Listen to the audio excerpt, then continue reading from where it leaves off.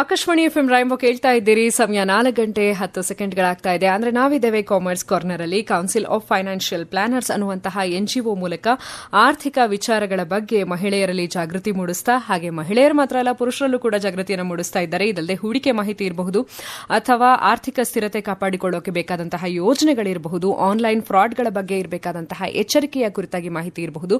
ಒಟ್ಟಾರೆಯಾಗಿ ಫೈನಾನ್ಸಸ್ಗೆ ಸಂಬಂಧಪಟ್ಟ ಹಾಗೆ ಸಮಗ್ರವಾದಂತಹ ಮಾಹಿತಿಯನ್ನ ಹಾಗೆ ಯೋಜನೆಯನ್ನ ರೂಪಿಸಿಕೊಡ್ತಾ ಇರುವಂತಹ ಎನ್ಜಿಒ ಇದು.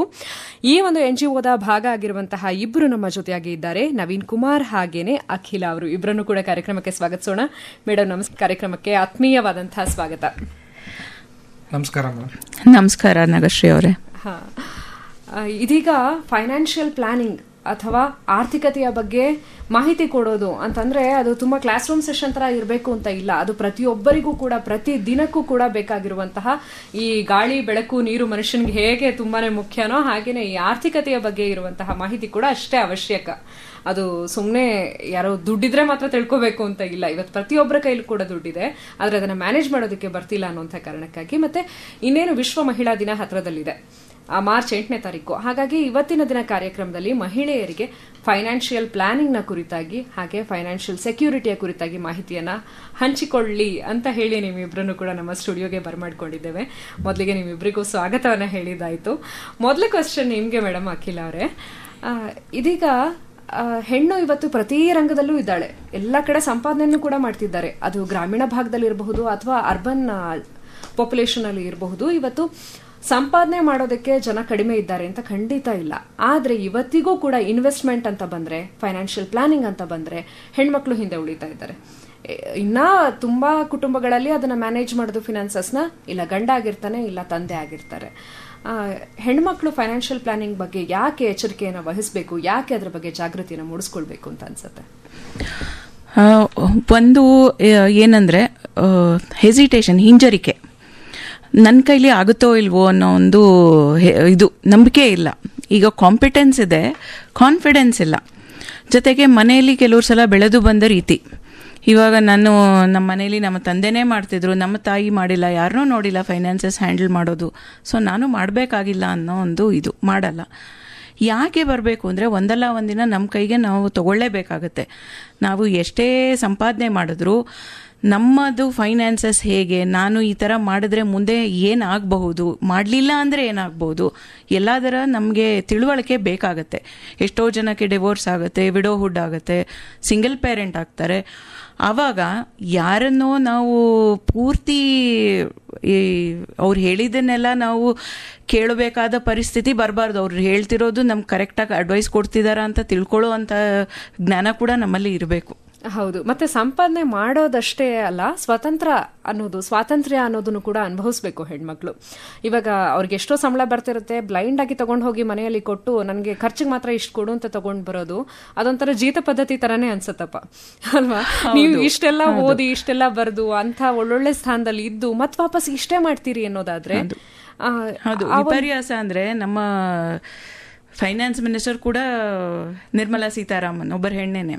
ಸೊ ನೀವು ಡೇಟಾ ನೋಡಿದ್ರೆ ಆಕ್ಚುಲಿ ಏನಂದ್ರೆ ಸುಮಾರು ಜನ ಮನೆಯದು ಒಂದು ಬಜೆಟ್, ಹೌಸ್ ಹೋಲ್ಡ್ ಬಜೆಟ್ ಅಂತ ಏನು ಹೇಳ್ತೀವಿ ಅದನ್ನ ಎಲ್ಲ ಹೆಂಗಸರೇ ಮ್ಯಾನೇಜ್ ಮಾಡೋದು. ಬಟ್ ಆದ್ರೆ ಇನ್ವೆಸ್ಟ್ಮೆಂಟ್ ಅನ್ನೋದಕ್ಕೆ ಮಾತ್ರ ಅವರು ಯಾವತ್ತೂ ಇನ್ವಾಲ್ವ್ ಆಗಲ್ಲ ಹೆಂಗಸರು. ಇವಾಗ ಇನ್ನೂ ಏನೋ ಒಂದು ಮುಖ್ಯವಾದ ಅಬ್ಸರ್ವೇಷನ್ ನಾನು ನೋಡಿರೋದು ಏನಂದ್ರೆ, ಇವಾಗ ಇಬ್ರು ಸಂಪಾದನೆ ಮಾಡ್ತಿದ್ರು ಮನೇಲಿ, ಇನ್ವೆಸ್ಟ್ಮೆಂಟು ಯಾವತ್ತು ಮನೆ ಹೆಂಗಸು ಮಾಡಲ್ಲ. ಅವರು ಸಂಪಾದನೆ ಮಾಡಿದ್ದನ್ನೆಲ್ಲ ಬರೀ ಎಕ್ಸ್ಪೆನ್ಸಸ್ ಅಂದರೆ ಮನೆ ಖರ್ಚು, ಮಕ್ಕಳ ಖರ್ಚುಗಳು, ಮನೆ ನಡೆಸೋಕ್ಕೆ ಬೇಕಾದ ಅದನ್ನೆಲ್ಲ ಹೆಂಗಸರು ಖರ್ಚು ಮಾಡಿಬಿಡ್ತಾರೆ. ಅವ್ರಿಗೆ ಅಂತ ಅವರು ಏನೂ ಉಳಿಸ್ಕೊಂಡಿರಲ್ಲ. ಅದು ಒಂದು ಮುಖ್ಯವಾದ ತಪ್ಪು ಮಾಡ್ತಾರೆ ಸಂಪಾದನೆ ಮಾಡೋರು. ಅದ್ರ ಬಗ್ಗೆ ತುಂಬಾ ಗಮನ ಕೊಡ್ಬೇಕು ನಾವು. ಹೌದು. ಮತ್ತೆ ಇವಾಗ ಒಂದು ಹಾಡು ಕೇಳ್ತಾ ವಾಪಸ್ ಬಂದು ಇನ್ನಷ್ಟು ತಪ್ಪುಗಳಿದೆ, ಇನ್ನಷ್ಟು ಮೂಢನಂಬಿಕೆಗಳಿದೆ ಹಣದ ವಿಷಯದಲ್ಲಿ. ನಮ್ಗೆ ಅದ್ರ ಬಗ್ಗೆ ಮಾತಾಡೋಣ. ಸ್ನೇಹಿತರೆ, ನೀವು ಕೇಳ್ತಾ ಇದ್ದೀರಿ ಕಾಮರ್ಸ್ ಕಾರ್ನರ್. ನಮ್ಮ ಜೊತೆಯಾಗಿ ಕೌನ್ಸಿಲ್ ಆಫ್ ಫೈನಾನ್ಷಿಯಲ್ ಪ್ಲಾನರ್ಸ್ ನ ಕಡೆಯಿಂದ ನವೀನ್ ಕುಮಾರ್ ಹಾಗೇನೆ ಅಖಿಲ ಅವರು ಇದ್ದಾರೆ. ನೀವು ಕೂಡ ನಿಮ್ಮ ಪ್ರಶ್ನೆಗಳನ್ನ ಫೈನಾನ್ಸಸ್ಗೆ ಸಂಬಂಧಪಟ್ಟ ಹಾಗೆ ಕಳಿಸ್ಕೊಡ್ಬಹುದು. 9480901013 ನಮ್ಮ ವಾಟ್ಸ್ಆಪ್ ಸಂಖ್ಯೆ. ಆಕಾಶವಾಣಿ ಎಫ್ ಎಂ ರಾಯಂಬ ಕೇಳ್ತಾ ಇದ್ದೀರಿ ಕಾಮರ್ಸ್ ಕಾರ್ನರ್ ಅಲ್ಲಿ. ಇವತ್ತು ವಿಮೆನ್ಸ್ ಡೇ ಸ್ಪೆಷಲ್ ಅಂತ ಹೇಳಿ ಹೆಣ್ಣು ಮಕ್ಕಳಲ್ಲಿ ಫೈನಾನ್ಷಿಯಲ್ ಅವೇರ್ನೆಸ್ ನ ಮೂಡಿಸುವಂತಹ ಕೆಲಸವನ್ನ ಮಾಡ್ತಾ ಇದ್ದೀವಿ. ಕೌನ್ಸಿಲ್ ಆಫ್ ಫೈನಾನ್ಷಿಯಲ್ ಪ್ಲಾನರ್ಸ್ ಕಡೆಯಿಂದ ನಮ್ಮ ಜೊತೆಯಾಗಿ ಇದೀಗ ನವೀನ್ ಕುಮಾರ್ ಅವರು ಇದ್ದಾರೆ. ಇವರನ್ನ ಮಾತಾಡ್ಸೋಣ. ಸರ್, ಮುಖ್ಯವಾಗಿ ಒಂದಷ್ಟು ಮೂಢನಂಬಿಕೆಗಳಿದೆ ನಮಗೆ ಹಣಕಾಸಿನ ವಿಚಾರಕ್ಕೆ ಸಂಬಂಧಪಟ್ಟ ಹಾಗೆ. ಏನು ಅಂತಂದ್ರೆ ಬ್ಯಾಂಕ್ನಲ್ಲಿ ಇಟ್ಬಿಟ್ರೆ ಸೇಫು, FD ಮಾಡಿ ತಿಟ್ಕೊಂಡ್ಬಿಡೋಣ ಒಂದು. ಆಮೇಲೆ ಇನ್ನೊಂದು ಕೈ ಸಾಲ ತಗೊಂಡ್ಬಿಡೋದು, ಗೊತ್ತಿರೋರ್ ತಾನೆ, ಪರಿಚಯದವ್ರ ತಾನೆ. ಆಮೇಲೆ ಏನೇ ಮಾಡಿದ್ರು ಕೂಡ ಸಾಲನ ಕುಟುಂಬದವ್ರ ಹತ್ರನೇ ಮಾಡಿದ್ರೆ ಆ ಕೊಡೋ ಬಡ್ಡಿನ ಬ್ಯಾಂಕ್ ಕೊಡೋ ಬದಲು ಕುಟುಂಬದವ್ರಿಗೆ ಕೊಟ್ರೆ ಈ ತರ ಎಲ್ಲ ಒಂದಷ್ಟು.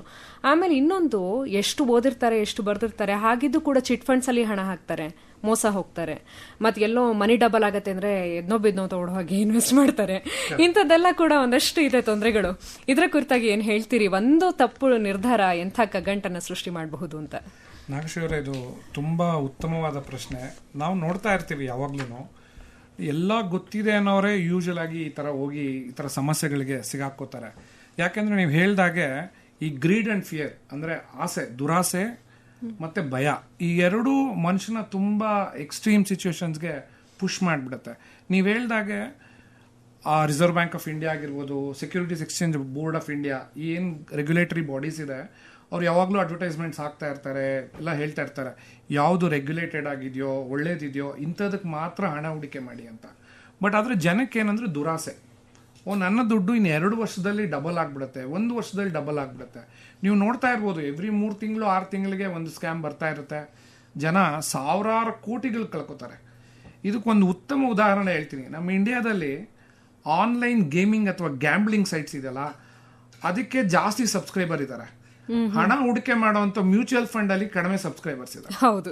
ಸೊ ಇದು ಎಂತ ವಿಷಾದ ಅಂದ್ರೆ, ನಮ್ಮ ಮನೆಯನ್ನ, ನಮ್ಮ ಕುಟುಂಬವನ್ನ ಸೇಫ್ ಮಾಡ್ಕೊಳ್ಳೋಂತ ಉತ್ತಮವಾದಂತ ಹೂಡಿಕೆ ಅಥವಾ ಯಂತ್ರ ಬಿಟ್ಬಿಟ್ಟು ನಾವು ವಿ ಆರ್ ಗೋಯಿಂಗ್ ಫಾರ್ ಈ ತರ ಶಾರ್ಟ್ ಕಟ್ಸ್ಗೆ. ಸೊ ಇದನ್ನ ಮಾಡಬಾರ್ದು. ಮತ್ತೆ ಇನ್ನೊಂದು ಇಂಪಾರ್ಟೆಂಟ್ ವಿಷಯ ಏನಂತಂದ್ರೆ, ನಾವು ಏನ್ ಮಾಡ್ಬೇಕು ಅನ್ನೋದಕ್ಕಿಂತ ಏನ್ ಮಾಡಬಾರ್ದು ಅಂತ ನಮ್ಗೆ ಕ್ಲಾರಿಟಿ ಇದೆ. ನೀವು ಅರ್ಧ ಯುದ್ಧನ ಗೆದ್ದ ಹಾಗೆ. ಹೌದು. ನೀವು ಆಗ್ಲೇ ಮೆನ್ಷನ್ ಮಾಡಿದಾಗೆ ಅನ್ಆಥರೈಸ್ಡ್ ಇದಕ್ಕೆ ಹೋಗ್ಬಾರ್ದು, ಗ್ಯಾಂಬ್ಲಿಂಗ್ ಹೋಗ್ಬಾರ್ದು. ಮತ್ತೆ ನೀವು ಹೋಗ್ಬೇಕಾದ್ರೆ ಒಂದು ಜೀವನದಲ್ಲಿ ಬಿಗಿನಿಂಗ್ ಇಂದಾನೆ ಒಂದು ಆರೋಗ್ಯ ವಿಮೆ ಇರಬೇಕು. ಯಾಕೆಂದ್ರೆ ಈಗ ನಾವು ನೋಡ್ತಾ ಇದೀವಿ, ಕೋವಿಡ್ ಆದ್ರೂ ಕೂಡ ಜನ ಆರೋಗ್ಯ ವಿಮೆ ಮಾಡ್ಕೋತಾ ಇಲ್ಲ ಅಂತಂದ್ರೆ ನಾವು ಯಾವ ರೀತಿ ಪರಿಸ್ಥಿತಿನಲ್ಲಿವೆ ಅಂತ ಅರ್ಥ ಮಾಡಿ. ಇದು ತುಂಬಾ ಮುಖ್ಯ. ಯಾಕೆಂದ್ರೆ ನಿಮ್ಮ ಹತ್ರ ದುಡ್ಡು ಇರಲಿಲ್ಲ ಅಂತಂದ್ರೆ ಏನಾಗುತ್ತೆ ಅಂತಂದ್ರೆ, ನೀವು ದುಡ್ಡನ್ನ ಕಳ್ಕೊತಿರೋದ್ರ ಜೊತೆಗೆ ನೀವು ಸಾಲದ ಸುಳಿಗೆ ಸಿಗಾಕೋತೀರ. ಯಾಕಂದ್ರೆ ಈಗ ನೋಡಿದ್ರೆ ನೀವು ಹಾಸ್ಪಿಟಲ್ಗೆ ಹೋದಾಗ ಲಕ್ಷಾಂತರ ದುಡ್ಡು ನಿಮ್ಗೆ ಬಿಲ್ ಬರ್ತಾ ಇದೆ. ಸೊ ನಿಮ್ಮ ಹತ್ರ ಇರ್ಲಿಲ್ಲ ಅಂದಾಗ ಏನ್ ಮಾಡ್ತೀರಾ? ಸೊ ನೀವೇನ್ ಮಾಡಕ್ಕಾಗತ್ತೆ? ಸೊ ಇದನ್ನೆಲ್ಲ ಪ್ರಾಬ್ಲಮ್ನ ನೀವು ಅವಾಯ್ಡ್ ಮಾಡ್ಕೋಬೇಕಾಗತ್ತೆ. ಮತ್ತೆ ರಿಟೈರ್ಮೆಂಟ್ಗೆ ಇದನ್ನೊಂದು ಮಿಸ್ಕನ್ಸೆಪ್ಷನ್ ಅಂದ್ರೆ, ನಾನು 50 ವರ್ಷ ಆದ್ಮೇಲೆ ರಿಟೈರ್ಮೆಂಟ್ ಬಗ್ಗೆ ಯೋಚನೆ ಮಾಡ್ತೀನಿ ಅಂತ. ಸೊ ಇಲ್ಲಿ ಏನಂತ ಪ್ರಾಬ್ಲಮ್ ಅಂತ ಅಂದ್ರೆ, ಮೊದಲು ನಾವು 50 ವರ್ಷದವರೆಗೂ ನಮ್ಗೆ ಕೆಲಸ ಇರೋದೇ ಗ್ಯಾರಂಟಿ ಇಲ್ಲ. ಆರ್ಟಿಫಿಷಿಯಲ್ ಇಂಟೆಲಿಜೆನ್ಸ್ ಆ ತರ ಎಲ್ಲ ಸಮಸ್ಯೆ ಬಂದು, ಮತ್ತೆ ಅದ್ರ ಜೊತೆನಲ್ಲಿ ನಾವೇನ್ ಮಾಡ್ತಾ ಇದೀವಿ ಅಂತಂದ್ರೆ, ತುಂಬಾ ಕಡಿಮೆ ಸಮಯದಲ್ಲಿ, ಈಗ ನಿಮ್ಮ ವರ್ಕಿಂಗ್ ಏಜು 25 ವರ್ಷ ಇದ್ರೆ ನಾವು ಆಧುನಿಕ ವೈದ್ಯಕೀಯ ಸೌಲಭ್ಯಗಳಿಂದ 40 ವರ್ಷ ಬದುಕ್ತಾ ಇದೀವಿ. ಹೌದು, ರಿಟೈರ್ ಆದ್ಮೇಲೆ ಜಾಸ್ತಿ ವರ್ಷ ಬದುಕೋರಿದ್ದಾರೆ. ಹೌದು. ಸೊ ನೀವು ಅಷ್ಟು ಹಣನ ನೀವು ಹುಡುಕಿ ಇಟ್ಕೋಬೇಕಂತ ಅಂದ್ರೆ ನಿಮ್ಗೆ ಮುಂಚೆನೆ ಪ್ಲಾನ್ ಮಾಡಬೇಕು, ಸ್ಟಾರ್ಟಿಂಗ್ ಇಂದಾನೆ ಪ್ಲಾನ್ ಮಾಡಬೇಕು. ಮತ್ತೆ ಮಕ್ಕಳ ಎಜುಕೇಶನ್ಗೆ ಕೂಡ ಈ ರೀತಿ ನೀವು ಮುಂಚೆಯಿಂದಾನೆ ಪ್ಲಾನ್ ಮಾಡ್ಕೊಂಡು ಹೋದ್ರೆ ನಿಮ್ಗೆ ಯಾವುದೇ ಸಮಸ್ಯೆಗಳು ಬರಲ್ಲ, ಬಂದ್ರು ಕಡಿಮೆ ಇರುತ್ತೆ. ಹೌದು. ಇದು ಕೆಲವೊಂದು ಅಂಶಗಳು ಇನ್ನು ಮುಂದೆ ಮಾತಾಡೋಣ. ಓಕೆ. ಮುಖ್ಯವಾಗಿ ಫೈನಾನ್ಸಸ್ ನ ಎಮೋಷನಲ್ ಪಾಯಿಂಟ್ ಆಫ್ ವ್ಯೂ ಇಂದ ಯೋಚನೆ ಮಾಡೋದಕ್ಕಿಂತ ಪ್ರಾಕ್ಟಿಕಲ್ ಪಾಯಿಂಟ್ ಆಫ್ ವ್ಯೂ ಇಂದ ಯೋಚನೆ ಮಾಡಿದ್ರೆ ಎಷ್ಟೋ ಸಮಸ್ಯೆಗಳು ಬರೋದೇ ಇಲ್ಲ ಅಂತ ಅನ್ಸುತ್ತೆ. ಇದ್ರ ಕುರಿತು ಮತ್ತಷ್ಟು ಮಾತಾಡೋಣ ಒಂದು ಹಾಡಿನ ಕಾಲಾವಕಾಶದ ನಂತರ. ಆಕಾಶವಾಣಿ ಎಫ್ ಎಂ ರಾಯಂಬ ಕೇಳ್ತಾ ಇದ್ದೀರಿ. ಕಾಮರ್ಸ್ ಕಾರ್ನರ್ ಅಲ್ಲಿ ನಾವಿದ್ದೀವಿ. Women's day special. ಹೆಣ್ಮಕ್ಳು ತುಂಬಾನೇ ಅರ್ಥಕೊಳ್ಬೇಕಾಗಿರುವಂತಹ ವಿಚಾರಗಳ ಕುರಿತಾಗಿ ಮಾಹಿತಿ ಕೊಡ್ತಾ ಇದ್ದೀವಿ. ನಮ್ಮ ಜೊತೆಯಾಗಿ ಕೌನ್ಸಿಲ್ ಆಫ್ ಫೈನಾನ್ಷಿಯಲ್ ಪ್ಲಾನರ್ಸ್ ಕಡೆಯಿಂದ ಅಖಿಲ ಅವರು ಇದ್ದಾರೆ. ಅಖಿಲ ಅವ್ರ ಜೊತೆ ಮಾತಾಡೋಣ. ಈಗಾಗಲೇ ನವೀನ್ ಅವರು ಹೇಳಿದ್ರು ಏನೆಲ್ಲ ಮಿಸ್ಕನ್ಸೆಪ್ಷನ್ಸ್ ಇದೆ, ಏನೆಲ್ಲ ಮಿಸ್ಟೇಕ್ಸ್ ಮಾಡ್ತೀವಿ ಅಂತ. ಏನ್ ಮಾಡ್ಬೇಕು ಅಂತ ತಿಳ್ಕೊಳ್ಳೋಷ್ಟೇ ಮುಖ್ಯವಾಗಿ ಏನ್ ಮಾಡಬಾರ್ದು ಅನ್ನೋದ್ರ ಬಗ್ಗೆ ಕೂಡ ಅರಿವು ಇರಬೇಕು ಅಂತ ಹೇಳಿದ್ರು. ಆಮೇಲೆ ಆ ಡಿಸ್ಕಷನ್ ನ ಕೊನೆಯಲ್ಲಿ ಹೇಳ್ದೆ ನಾನು, ತುಂಬಾ ಸಲ ನಾವು ಭಾವನಾತ್ಮಕವಾಗಿ ಯೋಚನೆ ಮಾಡ್ಬಿಡ್ತೀವಿ.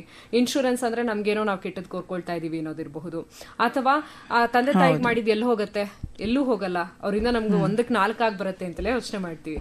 ಇದೆಲ್ಲ ಭಾವನಾತ್ಮಕವಾಗಿ ನಿಜ ಆದ್ರೂ ಕೂಡ ನೀವು ಬ್ಯಾಂಕ್ಸ್ ಅಲ್ಲಿ ಅಥವಾ ಬೇರೆ ಕಡೆ ವ್ಯವಹಾರ ಮಾಡಬೇಕಾದ್ರೆ ಎಚ್ಚರಿಕೆ ತುಂಬಾನೇ ಅಗತ್ಯ. ಇವಾಗ ತುಂಬಾ ಜನ ಎಜುಕೇಟೆಡ್ ಪಾಪ್ಯುಲೇಷನ್ ಏನು ಯೋಚನೆ ಮಾಡ್ತಾರೆ ಅಂತಂದ್ರೆ, ಸೀನಿಯರ್ ಸಿಟಿಸನ್ಸ್ಗೆ ಒಂದಷ್ಟು ಬೆನಿಫಿಟ್ಸ್ ಇರುತ್ತೆ.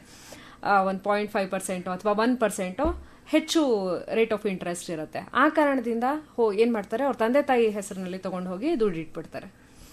ಆ 1% ಬಡ್ಡಿ ಆಸೆಗೆ. ಅದು ಏನೇನೋ ಅಲ್ಲ, ಅದು ಆಕ್ಚುಲಿ ಮುಂದೆ ಬರೋ ತೊಂದರೆ ಮಾಡಿದ್ರೆ ಏನ್ ತೊಂದರೆ ಬರುತ್ತೆ ಹೇಳಿ ಹಾಗೆ ಮಾಡಿದಾಗ. ಇದು ತುಂಬಾ ಜನ ಹೆಣ್ಮಕ್ಳು ಮಾಡ್ತಾರೆ. ಏನಂದ್ರೆ ಮೊದ್ಲಿಂದಲೂ ಮದ್ವೆಗಿಂತ ಮುಂಚೆನೂ ನಮ್ ತಂದೆ ಕೊಟ್ಬಿಡ್ತೀನಿ, ಅವ್ರ ಹೆಸರಲ್ಲಿ ಇಟ್ಕೊಂಡಿದ್ದಾರೆ ಅಂತ ಮಾಡ್ತಾರೆ. ಆಮೇಲೆ ಅವ್ರ ಸೀನಿಯರ್ ಆದ್ಮೇಲೆನು ಅವ್ರ ಹೆಸರಲ್ಲಿ ಇಟ್ರೆ ಸ್ವಲ್ಪ ಜಾಸ್ತಿ ಬಡ್ಡಿ ಬರುತ್ತೆ ಅಂತ ಇಟ್ಕೋತಾರೆ. ಕೇಳಿದ್ರೆ ನಾನು ನಾಮಿನಿ ನನ್ನೇ ಮಾಡಿದ್ದಾರೆ ಅಂತ ಹೇಳ್ತಾರೆ. ಅದರ ಇಂಪ್ಯಾಕ್ಟ್ ಏನಾಗುತ್ತೆ ಅಂದರೆ, ಒಂದು ನಾಮಿನಿ ಅಂತ ಅವ್ರು ಹಾಕಿದ ಮಾತ್ರಕ್ಕೆ ಅದು ಪೂರ್ತಿ ಹಣ ಅವ್ರಿಗೆ ಸೇರುತ್ತೆ ಅಂತ ಯಾವುದೂ ಇಲ್ಲ. ಯಾಕೆ ಅಂದರೆ ನಮ್ಮದ್ರಲ್ಲಿ ನಾಮಿನಿ ಅಂದರೆ they are eligible to receive that money ಅಂತ, they may not enjoy that money ಅಂತ ಇದೆ. ಬೆನಿಫಿಷರಿ ಅಂತ ಇರ್ತಾರೆ, ಅವರು ಎಂಜಾಯ್ ಮಾಡೋಕ್ಕೆ ಹಕ್ಕಿರುತ್ತೆ ಅವ್ರಿಗೆ. ಸೊ ಒಬ್ಬರನ್ನ ನಾಮಿನಿ ಮಾಡಿಬಿಟ್ಟು ಅವ್ರಿಗೆ ನಾವೇ ಕೊಟ್ಟಿದ್ದ ದುಡ್ಡನ್ನು ನಾನು ನಾಮಿನಿ ಆದರೆ ನಾನು ಇಸ್ಕೋಬೋದು, ಬಟ್ ನನ್ನ ಜೊತೆಗಿನ ಅಣ್ಣ ತಮ್ಮಂದ್ರಾಗಲಿ ಅಕ್ಕ ತಂಗಿಯರಾಗಲಿ ಅದ್ರ ಮೇಲೆ ಹಕ್ಕಿರುತ್ತೆ. ನಾವು ನಮ್ಮ ದುಡ್ಡು ಕ್ಲೈಮ್ ಮಾಡ್ಕೊಳಕ್ಕೆ ಹೋದಾಗ ಅವರಿಂದನೂ ನಾವು ಪರ್ಮಿಷನ್ ತಗೋಬೇಕಾಗತ್ತೆ. ಸೊ ಇಂಥ ಸಿಚುಯೇಷನ್ಸ್ನ ನಾವು ಆದಷ್ಟು ಅವಾಯ್ಡ್ ಮಾಡೋಕ್ಕೆ ಪ್ರಯತ್ನ ಪಡ್ಬೇಕು. ನಾವು ಏನೋ 1% 0.5% ಬಡ್ಡಿ ಆಸೆಗೋಸ್ಕರ ನಾವು ಸೀನಿಯರ್ಸ್ ಸಿಟಿಸನ್ FD ಆಗಲಿ ಅದರಲ್ಲಿ ಇನ್ವೆಸ್ಟ್ ಮಾಡೋದು ಒಳ್ಳೇದಲ್ಲ. ಇನ್ನೂ ಒಂದೇನಂದ್ರೆ ಬರೀ FDs ಒಂದೇ ಅಲ್ಲ, ಯಾವುದೇ ಆಗಲಿ ನಿಮ್ಮ ಗಂಡನ ಹೆಸರಲ್ಲೇ ಪೂರ್ತಿ ಇನ್ವೆಸ್ಟ್ ಮಾಡಿದ್ರು ಅವರು ನನಗೆ ಕೊಡ್ತಾರೆ, ಅದು ಎಸ್ಪೆಷಲಿ ಡೈವೋರ್ಸು ವಿಡೋಹುಡ್ ಆದಾಗ ಅದಕ್ಕೆ ಸಾಕಷ್ಟು ಒಂದು ಎಸ್ಟೇಟ್ ಪ್ಲಾನಿಂಗ್ ಅಂದರೆ ಹೆಂಗೆ ಸಕ್ಸೆಷನ್ ಬರಬೇಕು ಅಂತ ಒಂದು ರೂಲ್ಸ್ ಇದೆ. ಅದರ ಪ್ರಕಾರನೇ ದುಡ್ಡು ಹಂಚಿಕೆ ಆಗುತ್ತೆ. ನೀವು ಕೊಟ್ಟಿದ್ರಿ ಅದು ನನ್ನ ದುಡ್ಡು ವಾಪಸ್ ಕೊಡಿ ಅನ್ನೋದು ಆ ರೂಲ್ಸ್ ಅದರಲ್ಲಿ ಅಪ್ಲೈಯೇ ಆಗಲ್ಲ ಅಂತ ಟೈಮ್ನಲ್ಲಿ. ಹೌದು, ಇದೇ ಕಾರಣಕ್ಕಾಗಿ ಹೆಣ್ಮಕ್ಳು ಅವೇರ್ನೆಸ್ ಬೆಳೆಸ್ಕೋಬೇಕು ಅಂತ ಹೇಳೋದು. ಎಷ್ಟೋ ಸಲ ಮದುವೆ ಆದ್ಮೇಲಿಂದ ನೀವು ಆಗ್ಲೇ ಹೇಳಿದ್ರಿ, ಮನೆ ಖರ್ಚುಗಳನ್ನೆಲ್ಲ ಕೂಡ ಹೆಣ್ಣು ನಿಭಾಯಿಸ್ತಾ ಬಂದಿರ್ತಾಳೆ. ಗಂಡು ಸಂಪಾದನೆ ಮಾಡಿದ ದುಡ್ಡೆಲ್ಲ ಪ್ರಾಪರ್ಟಿ ಮೇಲೆ ಅಥವಾ ಬೇರೆ ರೀತಿಯಾಗಿ ಇನ್ವೆಸ್ಟ್ಮೆಂಟ್ ಆಗ್ತಾ ಹೋಗಿರುತ್ತೆ. ಸೊ ಯಾವುದೋ ಒಂದು ಕಾರಣಕ್ಕಾಗಿ ವಿಚ್ಛೇದನದ ಗಡಿಗೆ ಬಂದು ನಿಂತಾಗ ಹೆಣ್ಣಿನ ಕೈಲಿ ಏನಿದೆ ಅಂದ್ರೆ ಏನೂ ಇರಲ್ಲ. ಹೌದು, ತುಂಬಾ ಜನ ಹೆಣ್ಮಕ್ಳಿಗೆ ಇದು ಎಕ್ಸ್ಪೀರಿಯನ್ಸ್ ಆಗಿದೆ. ಹಾಗಾಗಿ ನೀವು ಮೊದಲಿಂದಾನೇ ನಿಮ್ಮ ಫೈನಾನ್ಸಸ್ ನೀವು ಮ್ಯಾನೇಜ್ ಮಾಡ್ತಾ ಬಂದ್ರೆ ವಿಕ್ಟಿಮ್ ಕಾರ್ಡ್ ಪ್ಲೇ ಮಾಡುವಂತ ಅಗತ್ಯ ಕೂಡ ಇರೋದಿಲ್ಲ. ಖಂಡಿತ. ಹಾಗಾಗಿ ನೀವು ಸ್ಟಾರ್ಟಿಂಗ್ ಇಂದಾನೇ ಫೈನಾನ್ಸಸ್ ನ ಪ್ಲಾನ್ ಕೂಡ ಮಾಡ್ಬೇಕಾಗತ್ತೆ. ಇದಾದ ಮೇಲೆ ಒಂದು ಹಾಡಿನ ನಂತರ ನಾವು ಹೇಳೋಣ, ಡಿವೋರ್ಸ್ ಇಂದ ಬರುವಂತ ಅಲಿಮನಿನ ಹೇಗೆ ಅವರು ಕಾಪಿಟ್ಕೋಬಹುದು, ಹೇಗೆ ಸುರಕ್ಷಿತವಾಗಿ ತೆಗೆದಿಟ್ಕೊಳ್ಬಹುದು ಅನ್ನೋದ್ರ ಕುರಿತಾಗಿ ಒಂದಷ್ಟು ಟಿಪ್ಸ್ ಪ್ಲಾನರ್ಸ್ ಕಡೆಯಿಂದ ತಗೊಳ್ಳೋಣ. ಸ್ನೇಹಿತರೆ, ಕೇಳ್ತಾ ಇದ್ರಿ ಆಕಾಶವಾಣಿ FM ರಾಯಂಬೋ. ನೀವು ಕೂಡ ನಿಮ್ಮ ಪ್ರಶ್ನೆಗಳನ್ನ ನಮಗೆ ಕಳಿಸ್ಕೊಡ್ಬಹುದು. ಆಕಾಶವಾಣಿ FM ರಾಯಂಬೋ ಕೇಳ್ತಾ ಇದ್ದೀರಿ. ಕೌನ್ಸಿಲ್ ಆಫ್ ಫೈನಾನ್ಷಿಯಲ್ ಪ್ಲಾನರ್ಸ್ ಕಡೆಯಿಂದ ಇದೀಗ ನವೀನ್ ಕುಮಾರ್ ಅವರು ನಮ್ಮ ಜೊತೆಯಾಗಿದ್ದಾರೆ. ನಾವಾಗ್ಲೇ ಮಾತಾಡ್ತಾ ಹೇಳಿದ್ವಿ, ಡಿವೋರ್ಸ್ ಆದ್ಮೇಲೆ ಕೂಡ ನೀವು ಗಮನ ವಹಿಸಬೇಕಾಗುತ್ತೆ. ಡಿವೋರ್ಸ್ಗೂ ಮುಂಚೆ ನಿಮ್ಮ ಇನ್ವೆಸ್ಟ್ಮೆಂಟ್ ಬಗ್ಗೆ ನೀವೇ ಡಿಸಿಷನ್ ಮೇಕರ್ ಆಗಿರ್ಬೇಕು ಮನೆಯಲ್ಲಿ. ಬರೀ ಹಣ ಸಂಪಾದನೆ ಮಾಡ್ತೀನಿ ಅಲ್ಲ, ಹಣ ಸಂಪಾದನೆಯಿಂದ ಸಿಗಬಹುದಾದಂತಹ ಸ್ವಾತಂತ್ರ್ಯವನ್ನ ಅನುಭವಿಸಕ್ಕೆ ಎಲ್ಲಾ ಹಕ್ಕು ಕೂಡ ನಿಮ್ಗಿದೆ. ಹೆಣ್ಮಕ್ಳು ಫೈನಾನ್ಸಸ್ನ ಹ್ಯಾಂಡಲ್ ಮಾಡಬಾರ್ದು ಅಂತ ಎಲ್ಲೂ ಇಲ್ಲ. ಹಾಗಾಗಿ ದಯವಿಟ್ಟು ನೀವು ಇನ್ಮೇಲಿಂದಾದ್ರೂ ಫೈನಾನ್ಸಸ್ನ ಹ್ಯಾಂಡಲ್ ಮಾಡಕ್ ಶುರು ಮಾಡಿ ಅಂತ ಇನ್ನೊಂದು, ಇನ್ ಕೇಸ್ ಆಫ್ ಡಿವೋರ್ಸ್ ನಿಮ್ಗೆ ಸಿಗುವಂತಹ ಹಣ ಏನಿದೆ, ಅಲಿಮೋನಿ ಅಮೌಂಟ್ ಏನಿದೆ, ಅದನ್ನ ಹೇಗೆ ಮ್ಯಾನೇಜ್ ಮಾಡಬಹುದು, ಹೇಗೆ ಸುರಕ್ಷಿತವಾಗಿ ಅದನ್ನ ಎತ್ತಿಟ್ಕೊಳ್ಳುವಂತಹ ಮಾರ್ಗ ಏನು, ಮತ್ತೆ ಹೆಚ್ಚು ಟ್ಯಾಕ್ಸ್ನ ಪೇ ಮಾಡದೆ ಹೇಗೆ ಅವರು ಸರಿಯಾಗಿ ಪ್ಲಾನ್ ಮಾಡಿ ಇನ್ವೆಸ್ಟ್ ಮಾಡಬಹುದು ಅಂತ. ಇದು ಏನಾಗಿದೆ ಅಂದ್ರೆ, ನಾವು ಇದನ್ನ ಡೈವೋರ್ಸ್ ಒಂದೇ ಆಂಗಲ್ ಅಲ್ಲಿ ನೋಡದೆ ಹಾಗೆ ನಾವು ನೋಡಿದಾಗ ಯಾವಾಗ್ಲೂ ಮಹಿಳೆಯರು ಈ ಇನ್ವೆಸ್ಟ್ಮೆಂಟ್ ಅಥವಾ ಫೈನಾನ್ಸ್ ಅಂದ್ರೆ ದೂರ ಉಳ್ಕೋತಾರೆ. ಅದೇನೋ ಒಂದು ಭಯ ಇದೆ ಅವ್ರ ಮನಸ್ಸಿನಲ್ಲಿ, ಹೇಗೆ ಇದನ್ನ ಮ್ಯಾನೇಜ್ ಮಾಡೋದು. ಆ ಭಯ ಹೇಗೆ ಅಂದ್ರೆ ನಾನು ನೋಡಿದಾಗ ಅನ್ಸುತ್ತೆ, ಇದೇನು ಇದು ಪರ್ಸನಲ್ ಫೈನಾನ್ಸ್ ಇಷ್ಟೊಂದು ಕಷ್ಟನಾ ಅಂತ. ಯಾಕಂದ್ರೆ ನೀವು ಒಂದು ಮೊದಲನೇ ಹೆಜ್ಜೆ ಇಡ್ಲಿಲ್ಲ ಅಂದ್ರೆ ಅದೇನು ಅಂತ ನಿಮಗೆ ಗೊತ್ತಾಗೋದಿಲ್ಲ. ಸೊ ಚಿಕ್ಕ ವಯಸ್ಸಿಂದ ಆಮೇಲೆ ಅರ್ನ್ ಮಾಡಕ್ ಶುರು ಮಾಡಿದ್ಮೇಲೆ, ಆಮೇಲೆ ಮದುವೆ ಆದ್ಮೇಲೆ ಪ್ರತಿಯೊಂದು ಹಂತದಲ್ಲೂ ನೀವು ಅದರಿಂದ ಆಚೆ ಉಳಿತಾ ಇದ್ದೀರಾ. ಸೊ ಅದಕ್ಕೆ ನಮ್ಮ ಮೊದಲನೇ ರಿಕ್ವೆಸ್ಟ್ ಏನಂತ ಅಂದರೆ, ನೀವು ಒಂದು ಹೆಜ್ಜೆ ಮುಂದೆ ಇಡಿ, ಅದೇನು ಅಂತ ತಿಳ್ಕೊಳ್ಳಿ. ಈಗ ನಿಮ್ಮ ಹಸ್ಬೆಂಡ್ ಅಥವಾ ನಿಮ್ಮ ತಂದೆ ಆ ಒಂದು ಚರ್ಚೆ ಕೂತಾಗ ನೀವು ಅದರಲ್ಲಿ ಭಾಗವಹಿಸಿ. ಅದೇನು ಮಾಡ್ತಾ ಇದ್ದಾರೆ, ಎಲ್ಲಿದೆ, ಎಲ್ಲಿ ಹೂಡಿಕೆ ಮಾಡಿದ್ರು ಅಂತ ತಿಳ್ಕೊಬೇಕು. ನೀವು ಒಂದೇ ಸರ್ತಿ ಏನೋ ಒಂದು ಈ ಥರ ಇವೆಂಟ್ ಆದಾಗ ನೀವು ಅಲ್ಲಿ ಹೋಗಿ ನೀವು ಅದನ್ನು ಮ್ಯಾನೇಜ್ ಮಾಡ್ತೀರಿ ಅಂದರೆ ಅದು ಆಗಲ್ಲ. ಯಾಕಂದರೆ ನಿಮ್ಗೆ ಇನ್ನೂ ಭಯ ಜಾಸ್ತಿ ಇರುತ್ತೆ. ಆ ಸಮಯದಲ್ಲಿ ನೀವು ಇನ್ನೂ ನಿಮ್ಮ ಭಾವನಾತ್ಮಕವಾಗಿ ನೀವು ಒಳ್ಳೆ ಸ್ಥಿತಿನಲ್ಲಿ ಇರಲ್ಲ. ಹಾಗಾಗಿ ನೀವು ಮತ್ತಷ್ಟು ಮಿಸ್ಟೇಕ್ಸ್ ಮಾಡೋ ಅಂಥ ಚಾನ್ಸಸ್ ಇರುತ್ತೆ. ಹಾಗಾಗಿ ನೀವು ಮುಂಚೆಯಿಂದನೇ ಇದರಲ್ಲಿ ಪಾರ್ಟಿಸಿಪೇಟ್ ಮಾಡೋದು ಶುರು ಮಾಡಬೇಕು. ಆಮೇಲೆ ನೀವು ಯಾರ ಹತ್ರ ನೀವು ಸಲಹೆ ತಗೋತಾ ಇದ್ದೀರಾ ಅವ್ರ ಬಗ್ಗೆ ನೀವು ತಿಳ್ಕೊಬೇಕು. ಅವ್ರದ್ದು ಅದೇ ಮೂಲ ವೃತ್ತಿನ ಅಥವಾ ಅವ್ರು ಏನಾದ್ರು ಬೇರೆ ಮಾಡ್ತಾ ಇದ್ದಾರಾ, ಅವರು ಪಾರ್ಟ್ ಟೈಮ್ ಮಾಡ್ತಾ ಇದ್ದಾರಾ, ಯಾವ ಸೋರ್ಸಿಂದ. ಈಗ ಏನಾಗುತ್ತೆ ಅಂದರೆ, ಈಗ ಸಾಮಾಜಿಕ ಜಾಲತಾಣ ತುಂಬ ಜಾಸ್ತಿ ಆಗಿದೆ. ಇನ್ಸ್ಟಾಗ್ರಾಮಲ್ಲಿ ಏನೋ ರೀಲ್ ನೋಡಿದೆ, ಅದನ್ನ ನೋಡಿ ನಾನು ಇನ್ವೆಸ್ಟ್ ಮಾಡ್ತೀನಿ, ನಾನು ಅಲ್ಲಿಂದ ಸಲಹೆ ತಗೋತೀನಿ, ಅದು ತಪ್ಪಾಗಿರ್ಬೋದು. ನಾನು ಸರಿ ಅಂತಲೂ ಹೇಳ್ತಿಲ್ಲ, ತಪ್ಪಂದ್ರೆ ನೀವು ಅದನ್ನು ವೆರಿಫೈ ಮಾಡ್ಕೋಬೇಕು. ಇದು ಸರಿಯಾಗಿದೆಯಾ ಸೋರ್ಸು, ಅವ್ರಿಗೆ ಅದ್ರ ಬಗ್ಗೆ ನಾಲೆಡ್ಜ್ ಇದೆಯಾ, ಅವ್ರಿಗೆ ಕ್ವಾಲಿಫಿಕೇಷನ್ ಇದೆಯಾ, ಇದನ್ನೆಲ್ಲ ಅರ್ಥ ಮಾಡಿಕೊಂಡು ನೀವು ಅವ್ರ ಜೊತೆ ಕೂತ್ಕೊಂಡು ಚರ್ಚೆ ಮಾಡಬೇಕು. ಪರ್ಸ್ನಲ್ ಫೈನಾನ್ಸು ಎಲ್ಲರೂ ಅಂದ್ಕೊಳ್ಳೋ ರೀತಿ ತುಂಬ ಕ್ಲಿಷ್ಟಕರವಾದಂಥ ಒಂದು ಫಿಸಿಕ್ಸ್ ಫಾರ್ಮುಲಾ ಅಲ್ಲ. ನೀವು ಪ್ರಯತ್ನ ಪಟ್ಟಾಗ ಮಾತ್ರ ಅದನ್ನು ತಿಳ್ಕೊಳ್ಳೋಕೆ ಸಾಧ್ಯ. ಆಮೇಲೆ ಇನ್ನೊಂದು ಏನಂತ ಅಂದರೆ, ನೀವು ಮುಂಚೆಯಿಂದನೇ ಇದರಲ್ಲಿ ಭಾಗವಹಿಸಿದಾಗ ಫಸ್ಟ್ ನಿಮಗೆ ಎಲ್ಲಿ ಏನಿದೆ ಅಂತ ಗೊತ್ತಾಗುತ್ತೆ. ನೀವು ಸಡನ್ನಾಗಿ ಹೋಗಿ ಅಭ್ಯಾಸ ಅಥವಾ ಡಾರ್ಕಲ್ಲಿ ನೀವು ನಿಂತ್ಕೊಳ್ಳೋಕ್ಕಾಗಲ್ಲ. ನನಗೇನೋ ಗೊತ್ತಿಲ್ಲ, ಇಲ್ಲೇನಿದೆ ಗೊತ್ತಿಲ್ಲ, ಆಗ ನೀವು ಮೋಸ ಹೋಗೋ ಚಾನ್ಸಸ್ ಜಾಸ್ತಿ ಇದೆ. ಅಥವಾ ಯಾರಾದರೂ ಒಬ್ಬರು ನಿಮಗೆ ಬಂದು ಸಲಹೆ ಕೊಟ್ಟು ನಿಮ್ಮನ್ನು ಮೋಸ ಮಾಡಿಸುವಂಥ ಅವಕಾಶ ಕೂಡ ಇದೆ. ಸೊ ಬೇಸಿಕ್ಸ್ ತಿಳಿಸ್ಕೊಳ್ಳುವಂಥ ಪ್ರಯತ್ನವನ್ನು ನೀವು ಮೊದಲಿಂದನೂ ಮಾಡಬೇಕು. ಅದನ್ನು ನೀವು ಈಸಿಯಾಗಿ ಮಾಡ್ಬೋದು. ಯಾಕೆಂದರೆ ಇವತ್ತು ಅಂತರ್ಜಾಲದಲ್ಲಿ ಅಥವಾ ಇಂಟರ್ನೆಟಲ್ಲಿ ಎಲ್ಲ ಇನ್ಫಾರ್ಮೇಷನ್ ಸಿಗುತ್ತೆ. ನೀವೊಂದು 10-15 ನಿಮಿಷ ವಾರಕ್ಕೆ ಅಥವಾ ತಿಂಗಳಿಗೆ ನೀವು ಎಫರ್ಟ್ ಹಾಕಿದ್ರು ಕೂಡ ನೀವು ಅದ್ರ ಬಗ್ಗೆ ತಿಳ್ಕೊಳ್ಳೋ. ಹೌದು. ಆಮೇಲೆ ಇನ್ನೊಂದೇನು ಅಂದ್ರೆ, ನಮಗೆ ಹುಷಾರಿಲ್ಲ ಅಂದ್ರೆ ಡಾಕ್ಟರ್ ಹತ್ರ ಹೋಗ್ತೀವಿ. ನಾವು ಏನಾದ್ರೂ ತೊಂದರೆ ಬಂತು, ಲೀಗಲ್ ಮ್ಯಾಟರ್ಸ್ ಅಂದ್ರೆ ಲಾಯರ್ ಹತ್ರ ಹೋಗ್ತೀವಿ. ಹಾಗೆ ಫೈನಾನ್ಸಸ್ ನ ಹ್ಯಾಂಡಲ್ ಮಾಡೋದಕ್ಕೆ ನಾವು ಫೈನಾನ್ಷಿಯಲ್ ಪ್ಲಾನರ್ ಹತ್ರ ಹೋಗೋದು ಎಷ್ಟು ಬೆಸ್ಟ್ ಡಿಸಿಷನ್ ಅಲ್ವಾ? ಹೌದು. ಅವ್ರ ಹತ್ರ ಹೋದ್ರೆ ಅವರಿಗೆ ನಿಮ್ಮಿಂದ ಏನೂ ಆಗ್ಬೇಕಾಗಿಲ್ಲ, ನಿಮ್ಮನ್ನ ದಿಕ್ಕು ತಪ್ಪಿಸಿ ಅವ್ರು ಏನೂ ಪಡೆಯೋದಿಲ್ಲ. ಯಾಕೆಂದ್ರೆ ಅವರು ಕೊಡ್ತಾ ಇರೋಂಥ ಸಲಹೆಗೆ ಪ್ರೊಫೆಷನಲ್ ಚಾರ್ಜಸ್ ನ ತಗೊಳ್ತಾ ಇರ್ತಾರೆ. ನಿಮ್ಗೆ ಒಳ್ಳೇದಾಗ್ಲಿ ಅಂತಾನೆ ಅವ್ರು ಕೊಡ್ತಾರೆ ಹೊರತು ಸಜೆಷನ್ ಅಲ್ಲಿ ಯಾವುದೇ ಎಮೋಷನಲ್ ಎಲಿಮೆಂಟ್ ಇರೋದಿಲ್ಲ. ಆ ಕಾರಣಕ್ಕಾಗಿ ನಿಮ್ಗೆ ಬೆಸ್ಟ್ ಡಿಸಿಷನ್ ಮಾಡೋದಕ್ಕೆ ಸಾಧ್ಯ ಆಗುತ್ತೆ. ಸೊ ಫೈನಾನ್ಷಿಯಲ್ ಪ್ಲಾನರ್ಸ್ ಅನ್ನೋರ್ನು ಕೂಡ ನಾವು ನಮ್ಮ ಚೌಕಟ್ಟಿನಲ್ಲಿ ಇಟ್ಕೊಂಡಾಗ, ನಮ್ಮ ಫಾರ್ಮುಲಾದಲ್ಲಿ ಇಟ್ಕೊಂಡಾಗ ಬಹುಶಃ ಬದುಕು ಸಿಂಪಲ್ ಆಗತ್ತೆ ಅಂತ ಅನ್ಸುತ್ತೆ. ನನಗೆ ಲೆಕ್ಕಾಚಾರ ಅರ್ಥ ಆಗಲ್ಲ, ನನಗೆ ಮ್ಯಾಥ್ಸ್ ಅರ್ಥ ಆಗಲ್ಲ, ಓಕೆ ಫೈನಾನ್ಷಿಯಲ್ ಪ್ಲಾನರ್ಸ್ ಹತ್ರ ಹೋಗಿ. ನಾವು ಹೇಗೆ ನಮ್ಗೆ ಜ್ವರ ಬಂದ್ರೆ ಡಾಕ್ಟರ್ ಹತ್ರ ಹೋಗ್ತೀವಿ, ಹಾಗೇನೆ ನಿಮ್ಗೆ ಫೈನಾನ್ಸಸ್ ಪ್ಲಾನ್ ಮಾಡಕ್ ಆಗ್ತಿಲ್ಲ, ಏನೋ ಗೊತ್ತೇ ಆಗ್ತಿಲ್ಲ, ನನಗೆ ದಿಕ್ಕೆಟ್ ಹೋಗಿದ್ದೀನಿ ಅಂದ್ರೆ ದಯವಿಟ್ಟು ಪ್ರೊಫೆಷನಲ್ಸ್ ಹತ್ರ ಹೋಗಿ ಪ್ರೊಫೆಷನಲ್ ಹೆಲ್ಪ್ ಪಡ್ಕೊಳ್ಳಿ ಅಂತ ಹೇಳ್ತೀವಿ. 100% ಸತ್ಯ. ಜ್ವರ ಬಂದಾಗ ನಾವು ಏನೋ ಒಂದು ಮೆಡಿಕಲ್ ಶಾಪ್ ಅಲ್ಲಿ ಹೋಗಿ ಒಂದು ಡಾಕ್ಟರ್ ಹತ್ರ ಮಾತ್ರೆ ತಗೋಗ್ಬಿಡ್ತೀವಿ. ಅದೇ ಬಿದ್ದು ಏನೋ ಫ್ರಾಕ್ಚರ್ ಆಯ್ತು ಅಥವಾ ಏನೋ ಆಯ್ತು ಅಂದಾಗ ಡೆಫಿನೆಟ್ ಆಗಿ ನಾವು ಡಾಕ್ಟರ್ ಹತ್ರ ಹೋಗ್ತೀವಿ. ಹಾಗೆ ಸಮಸ್ಯೆ ಎಷ್ಟು ಕ್ಲಿಷ್ಟಕರವಾಗಿರುತ್ತೋ ಅಥವಾ ನಿಮ್ಗೆ ದಾರಿ ಸುಗಮವಾಗಿರ್ಬೇಕು, ನೀವು ಸೇಫ್ ಆಗಿರ್ಬೇಕು ಅಂತಂದ್ರೆ ಲರ್ನಡ್ ಪ್ರೊಫೆಷನಲ್ಸ್ ಹತ್ರ ಹೋಗಿ ನೀವು ಅಡ್ವೈಸ್ ತಗೊಳ್ಳೋದು ನಿಜಕ್ಕೂ ತುಂಬ ತುಂಬ ಇಂಪಾರ್ಟೆಂಟ್. ಇಲ್ಲ ಅಂತ ಅಂದ್ರೆ ನೀವೇ ನಿಮ್ಮ ಕೈಯಾರೆ ನಿಮ್ಮ ಲೈಫನ್ನು ಕಷ್ಟ ಮಾಡ್ಕೋತೀರ. ಅದನ್ನ ಮಾಡ್ಕೋಬೇಡಿ. ಹೌದು, ಸಮಸ್ಯೆಯ ಸುಳಿಗೆ ಸಿಲುಕಬೇಡಿ ಅಂತ ಹೇಳ್ತಾ ಇದ್ದೀರಿ. ಸ್ನೇಹಿತರೆ, ನೀವು ಕೂಡ ನಿಮ್ಮ ಪ್ರಶ್ನೆಗಳನ್ನ ನಮಗೆ ಕಳಿಸ್ಕೊಡ್ಬಹುದು. 9480901013 ನಮ್ಮ ವಾಟ್ಸ್ಆಪ್ ಸಂಖ್ಯೆ.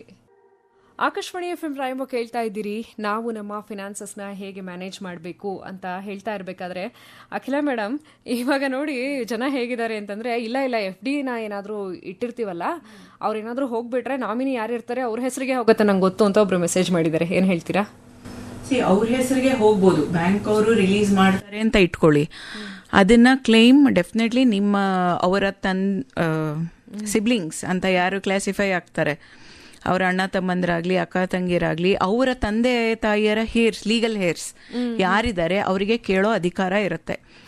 ಅವರು ಕೊಡೋದಿಲ್ಲ ಅಂತ ಹೇಳಿದ್ರೆ ಅದು ಕೋರ್ಟ್ ತನಕ ಹೋಗೋ ಇದಿರುತ್ತೆ. ಈ ನಿಜ ಹೇಳೋದಾದ್ರೆ ಈ ನಡುವೆ ಯಾವುದೇ ಬ್ಯಾಂಕ್ ಆಗಲಿ, even cooperative society, cooperative bank, ಅವರು ನಿಮ್ಮ ಒಂದು FD ನ ರಿಲೀಸ್ ಮಾಡೋಕ್ಕಿಂತ ಮುಂಚೆ ಎಷ್ಟೋ ಸಲ ಕೇಳ್ತಾರೆ, ನಿಮ್ಮ ಫ್ಯಾಮಿಲಿ ಟ್ರೀ ಏನೋ, ಯಾರಿದ್ದಾರೆ ಹೇರ್ಸ್ ಇವ್ರಿಗೆ ಹೋದವ್ರಿಗೆ ಅಂತ ಹೇಳಿ ಆಮೇಲೆ ನಾಮಿನಿ ಕೊಡ್ತಾರೆ. ಯಾಕೆ ಅಂದರೆ ಮುಂದೆ ಲೀಗಲಿ ನೀವು ಹೆಂಗೆ ಕೊಟ್ರಿ ಅಂತ ಬ್ಯಾಂಕ್ಸ್ನಾಗಲಿ ಈ ಥರ ಕೋಆಪರೇಟಿವ್ ಬ್ಯಾಂಕ್ಸ್ನಲ್ಲಾಗಲಿ ಕೇಳೋ ಅಂಥ ಪರಿಸ್ಥಿತಿ ಬರಬಾರ್ದು ಅಂದ್ಬಿಟ್ಟು. ಓಕೆ, ಸೊ ಇದು ಇದು ಲೀಗಲ್ ಪ್ರಾಬ್ಲಮ್ಸು ಸಾರ್ಟ್ ಔಟ್ ಆಗೋಕ್ಕೆ ಕೆಲವು ಸಲ ನಿಮಗೆ ಗೊತ್ತು ವರ್ಷಾನುಗಟ್ಲೆ ತಗೊಂಡ್ಬಿಡತ್ತೆ. ಅಲ್ಲ, ನಾವು ಕ್ಯಾಶ್ ಇಡೋದೇ ಲಿಕ್ವಿಡಿಟಿ ಇದೆ ಅಂತ, ಕ್ಯಾಶ್ನ ಈ ತರ ಕಗ್ಗಂಟ್ ಮಾಡ್ಕೊಂಡು ನಿಮ್ಮ ಹೆಸರಲ್ಲಿರೋ ಹಣನ ನೀವು ತಗೊಳ್ಳೋದಿಕ್ಕೆ ವರ್ಷಾನುಗಟ್ಲೆ ಕೋರ್ಟ್ ಗಲಿಯೋದು, ಇಲ್ಲಾಂತಂದ್ರೆ ನಿಮ್ಮ ಅಕ್ಕಂಗಿರೋ ಅಣ್ತಮ್ಮಂದ್ರ ಹತ್ರ ಬೇಡ್ಕೊಳ್ಳೋದು, NOC ತರೋದು, ಇದೆಲ್ಲ ಬೇಕಾ? ನಿಮ್ ಹೆಸರಲ್ಲಿ ನೀವು ಇಟ್ಕೊಳ್ಳಿ, ಖಂಡಿತ. ಸೊ ನಾನು ಎಲ್ಲ ಹೆಣ್ಮಕ್ಳಿಗೂ ಅದೇ ಅಡ್ವೈಸ್ ಮಾಡೋದು, ನಿಮ್ಮ ಹೆಸರಲ್ಲೇ ನೀವು ಇನ್ವೆಸ್ಟ್ ಮಾಡ್ಕೊಳ್ಳಿ. ನಿಮ್ಮ ಇನ್ವೆಸ್ಟ್ಮೆಂಟ್ ಅಮೌಂಟ್ ಎಷ್ಟೇ ಚಿಕ್ಕದಾಗಿರಲಿ ದೊಡ್ಡದಾಗಿರಲಿ ಅದು ಪ್ರಶ್ನೆನೇ ಅಲ್ಲ. ನಿಮ್ಮ ಹೆಸರಲ್ಲಿ ನೀವು ಇನ್ವೆಸ್ಟ್ ಮಾಡ್ಕೊಳ್ಳೋದನ್ನ ಕಲೀರಿ. ಫಸ್ಟ್ ಥಿಂಗ್, ನಾನು ಅವ್ರಿಗೆ ಕೊಟ್ಬಿಟ್ಟು ಅವ್ರ ಹೆಸರಲ್ಲಿ ಮಾಡ್ತೀನಿ, ಇನ್ಶೂರೆನ್ಸ್ ಮಾಡ್ತೀನಿ ಅಥವಾ ಮ್ಯೂಚುವಲ್ ಫಂಡ್ ಹಾಕ್ತೀನಿ, FD ಇಡ್ತೀನಿ, ದಯವಿಟ್ಟು ಮಾಡಬೇಡಿ. ನಿಮ್ಮ ಹೆಸರಲ್ಲಿ ಇಟ್ಕೊಳ್ಳಿ.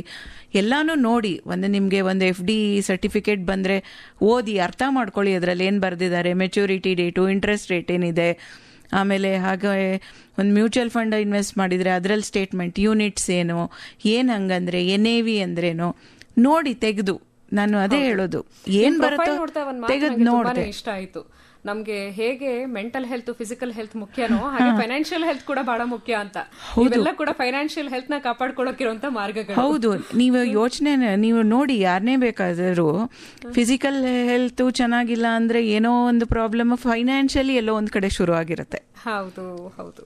ಅದು ಆಮೇಲೆ ಅದು ಫೈನಾನ್ಷಿಯಲ್ ಹೆಲ್ತ್ ಚೆನ್ನಾಗಿಲ್ಲ ಅಂದ್ರೆ ಫಸ್ಟ್ ಎಫೆಕ್ಟ್ ಆಗೋದು ಮೆಂಟಲ್ ಹೆಲ್ತ್. ಆ ಮೆಂಟಲ್ ಹೆಲ್ತ್ ಎಫೆಕ್ಟ್ ಆದ್ಮೇಲೆ ನೆಕ್ಸ್ಟ್ ಅದು ತೋರಿಸೋದು ಫಿಸಿಕಲ್ ಹೆಲ್ತ್. ಅದಕ್ಕೆ ಈ ಫೈನಾನ್ಷಿಯಲ್ ಪ್ಲಾನಿಂಗ್ ಅಲ್ಲಿ ಇನ್ಶೂರೆನ್ಸ್ ನ ಮಹತ್ವದ ಕುರಿತಾಗೂ ಕೂಡ ನಾವು ಹೇಳ್ತಾ ಇದೀವಿ. ಸರ್, ಈ ಪ್ರಶ್ನೆ ನಿಮ್ಮನ್ನ ಕೇಳಬೇಕು, ಒಂದು ಹಾಡಿನ ನಂತರ ಕೇಳ್ತೀನಿ. ಇನ್ಶೂರೆನ್ಸ್ ಅಲ್ಲಿ ಇನ್ವೆಸ್ಟ್ ಮಾಡೋದು ಯಾಕೆ ತುಂಬಾನೇ ಮುಖ್ಯ? ಯಾಕೆಂದ್ರೆ ಜನಕ್ಕೆ ಅರ್ಥ ಆಗ್ತಿಲ್ಲ. ಇನ್ಶೂರೆನ್ಸ್ ಅಲ್ಲಿ ಇನ್ವೆಸ್ಟ್ ಮಾಡೋ ಬದಲು ನಾನೇ ಅದನ್ನ ಕೂಡಿಟ್ಕೊಂಡ್ಬಿಡ್ತೀನಿ ದುಡ್ಡನ್ನ ಅಂತ ಯೋಚನೆ ಮಾಡ್ತಾ ಇದ್ದಾರೆ. ಹಾಗಾಗಿ ಆ ಉತ್ತರವನ್ನು ಕೊಡೋಣ ಒಂದು ಹಾಡಿನ ನಂತರ. ಆಕಾಶವಾಣಿ FM ರಾಯಂಬೋ ಕೇಳ್ತಾ ಇದ್ದೀರಿ. ಇದೀಗ ಕೌನ್ಸಿಲ್ ಆಫ್ ಫೈನಾನ್ಷಿಯಲ್ ಪ್ಲಾನರ್ಸ್ ಕಡೆಯಿಂದ ನವೀನ್ ಕುಮಾರ್ ಅವರು ನಮ್ಮ ಜೊತೆಯಾಗಿದ್ದಾರೆ. ಆಗ್ಲೇ ಮಾತಾಡ್ತಾ ಒಬ್ಬರ ಮೆಸೇಜ್ನ ನೋಡಿದ್ದೆ, ನಾವು ಇನ್ಶೂರೆನ್ಸ್ ಅಲ್ಲಿ ಇನ್ವೆಸ್ಟೇ ಮಾಡಲ್ಲ, ಇನ್ಶೂರೆನ್ಸ್ ಅಲ್ಲಿ ಇನ್ವೆಸ್ಟ್ ಮಾಡೋದಕ್ಕಿಂತಾನು ಅದೇ ದುಡ್ಡನ್ನ ನಾವು ಇಟ್ಕೋಬಹುದು ಅಂತ ಹೇಳಿದ್ರು. ಇದು ಎಷ್ಟು ಸರಿ ಅಥವಾ ತಪ್ಪು, ಏನ್ ಹೇಳ್ತೀರಿ ನೀವು? ಉತ್ತಮವಾದ ಪ್ರಶ್ನೆ. ಬಟ್ ಇದರಲ್ಲಿ ಎರಡು ಮಜಲುಗಳಿದೆ. ಒಂದೇನಂತ ಅಂದ್ರೆ, ನೀವು ಹಣ ಹೂಡಿಕೆ ಮಾಡೋದಕ್ಕೆ ಇನ್ಶೂರೆನ್ಸು ಒಳ್ಳೆ ಇನ್ಸ್ಟ್ರೂಮೆಂಟ್ ಅಲ್ಲ.